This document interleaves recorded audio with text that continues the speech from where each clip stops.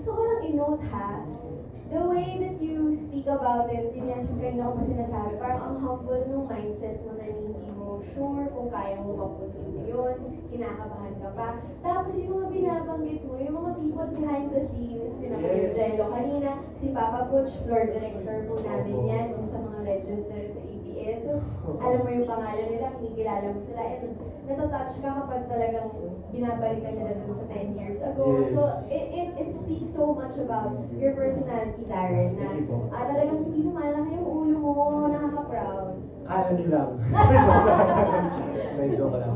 Opo. Isa yun sa mga priorities ng magulang ko, lumaki yung ulang ko talagang babatukan nila ako. You really do that. Tama yan, tama yan. Ganyan ka lang forever, Darren. Okay, ngayon naman, punta po tayo kay Mylene De Leon of Pop Live. Hi, Mylene. Hello po.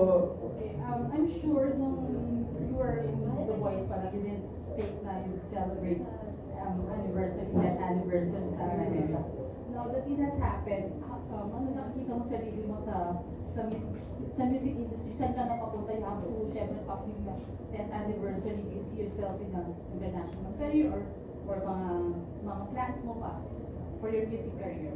Alam niyo po, akala ko after ng concert ko, makakapagpahinga na ako. Hindi pala talaga.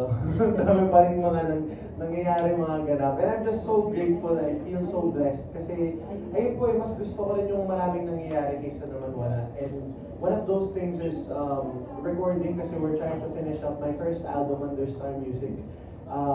Iniisip namin kung i-release namin siya before the concert po sana or during or the night before the concert, pero sabi namin, let's just let the concert have its own moment, and then let's have my first album under Star Music have its own moment as well. So that's one of the things that we're doing now, and to release music internationally, hopefully, syempre po in the future, do another performance on the global stage, katulad ng ginawa ko po dati for Singer 2019. And yeah, that's it in terms of music. Tapos, yun po, showtime araw-araw. I'm also planning to go on a short vacation back in Canada. Kasi after Can't Buy Me Love, diretso na pong rehearsals for the concert, tapos other things, shoots and other shows as well. So I really requested to block off at least 2 weeks na para makahinga. Opo, yun. Sa concert mo rin, you mentioned na the very important people in your life were there, your parents, coach mo. Meron bang somebody missing na you wish nandun siya yung special moment na yun sa Araneta? Well, I mean, for me, sino ba? I mean, nakaka-touch din kasi nagbiyahe po talaga yung mga relatives ko from Nueva Ecija, Nueva Vizcaya. I mean, I wish all of them were there kasi some of them are in the States, in Canada. And of course, yung grandma ko on my dad's side who passed away before I joined The Voice Kids, parang isa yun sa mga pangarap niya para sa akin kasi alam niya kumakanta ako, and one of her dreams for me was to become, a popular singer in the Philippines. So, ayun nga, I know napanood niya naman yun from heaven. But yeah, nakaka-touch din kasi andun din yung grandparents ko from Nueva Vizcaya on my mom's side, and then ayun po, parang hindi ko rin in-expect na lilipat yung dad ko from Canada and stuff like that. So I was just really happy that they were all part of my milestone as well. Yun po. Sa showbiz girlfriends, or anybody na sana nandun?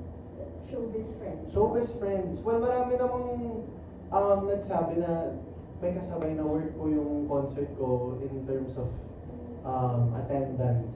And yeah, parang whoever was there that night, talagang na-appreciate ko yung effort nila kasi yung iba nanggaling pa sa ASAP rehearsals kasi live yung ASAP on June 2nd, yung iba nanggaling sa training ng Star Magic Games kasi live din sa Araneta the next day yung Star Magic Games. Si Alexa Ilacad na nag-concert the night before, andun din siya.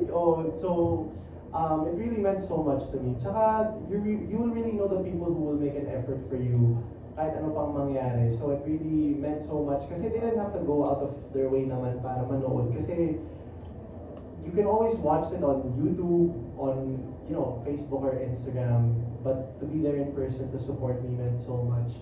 Tsaka isa sa mga hinanakit ko, hindi ko nabati dun in person si Jeremy tsaka si Kuya Jason din na nanood. Kasi nabanggit ko lahat ng mga artist friends ko na nanood. Tapos hindi ko alam na nanood sila. Bumawi ka ngayon, dahil Oo. bumawi ka ngayon. Maraming salamat, Jeremy Clinogan tsaka Jason D. sa panonood. Sila lang hindi ko nabanggit ng concert. So ito na. Maraming salamat. Special mention kayo ngayon. Tsaka siyempre yung childhood crush ko si Ate Kath na nag-effort din talaga na bumili siya ng tickets guys Hindi siya nagpalibre. Wow! Oo, pati yung mga best friend ko, si Angela Cain tsaka si AC Bonifacio, yung Atayde family, bumili talaga sila ng tickets nila. So, it really meant a lot. Tsaka si Chief Philomeno. Yun.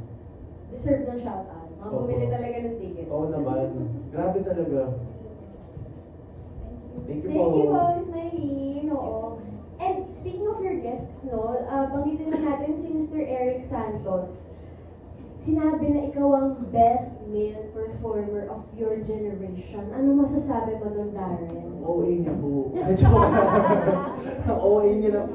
Kuya Eric, maraming salamat po kasi parang may hiya factor in a good way kasi I was on the stage with Tito Ogie, Tito Gary, Kuya Eric, tas ako yung naisipan nila na gano'n for my generation. It means so much. Ewan ko, I don't know what to say kasi parang ang dami naming magagaling sa generation ko na to and you can see it every Sunday on ASAP. So it really meant so much. Maraming salamat Kuya Eric for that statement of yours. Nakataba po talaga ng puso coming from, the pop ballad royalty himself. Yun. Thank you. Okay, ngayon Thank you naman, po. punta tayo sa ating last question. This is gonna come from Miss Candice Go of Push. We have Jeff. Oh, we have Jeff first. Okay. Mr. Jeff Fernando from Daily Tribune will ask his question Hello. first. Darren, congratulations. Salamat. Nabanggit niya, sold out, maraming manonood. May chance pa or any plans na magkaroon ito ng repeat or tour para mas marami pang maka-experience na mapanood ka? Ayoko na po, nakaka-stress. Nakaka-stress talaga siya. Gets ko na may mga nagtatanong po kung may repeat or may tour, but I feel so fulfilled na dun sa ginawa ko po on that day, on June 1st. And it was parang something that I don't want to recreate. Yung parang what happened on that day was meant to happen, the way it happened and everything like that. But to tour it would be something na, I don't know, siguro pwede po namin i-consider din, tsaka pwede pag-isipan. Ayun, parang tour na lang instead of doing a day two or a repeat po. Yeah. Okay, and ang next question is last na rin. Any chance na mag-focus ka naman sa acting dahil ginagawa mo na rin siya? Any chance na talagang magpelikula ka na talaga or mas gagawin mo na yung pagiging artista more than a performer? May ganun ka bang nakikita sa sarili mo? Well, if given the chance po ulit, kasi after Can't Buy Me Love, I really enjoyed playing the role of Stephen Tanueco rin naman. Tsaka, iba yung discipline talaga when it comes to acting, yung taping days mo, yung schedule mo talagang nakalaan siya sa project na yun. So, hopefully, kung mabigyan po ulit ng chance, tsaka mag-align sa schedule, why not? Because I enjoyed acting din, especially recently. Sinasabi ko nga na ibawi ko yung sarili ko from The House of Us. Kasi maraming nambabash sa acting ko sa The House of Us. Aminado naman po ako, wala akong workshop doon. Pinalipad ako from Canada to Amsterdam. Pero dito sa Can't Buy Me Love natuwa ako kasi naibawi ko naman yung sarili ko. Sinabi rin naman ng mga netizen na yung acting ko dito pasado na siya. So, ayun po. And also, you can never stop learning So I hope to do more acting workshops again in the future if there's another acting project po. Thank you. Thank you po. Thank you, Sir Jeff. Okay, now we go to another Jeff. Alright. Jeff Fernando, we go to Jeff Perdon from Kapamilya Online World. Congratulations. Hello po. Nasaan po kayo? Ayun! Okay po. Hello po. Bukod kay Coach Sara, saka kay Laika, na-invite ko din ba yung batchmates and the other coaches? And kung pwede mo i-share kung may message din sila for you. Actually, wala po. Yun na yung silang dalawa lang talaga. Kasi parang Team Sara reunion namin eh, kaming tatlo talaga yung magkakasama for the grand finals and stuff like that. So,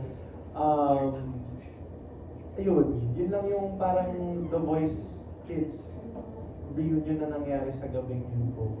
Yeah.